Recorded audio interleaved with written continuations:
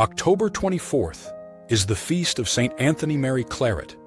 He was born in Spain in 1807, a humble weaver's son with a soul aflame for the gospel. He longed to bring every heart back to God. He founded the Claretians, dedicated to spreading God's word to every corner of the earth. As Archbishop of Santiago de Cuba, he reformed the church, defended the poor, and called all people to the Sacred Heart of Jesus and the Immaculate Heart of Mary. His zeal made him enemies, yet his love never faded.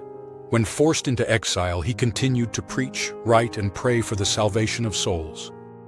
He died at Fontfroid, France, leaving behind a legacy of missionary courage and love for God that still burns today.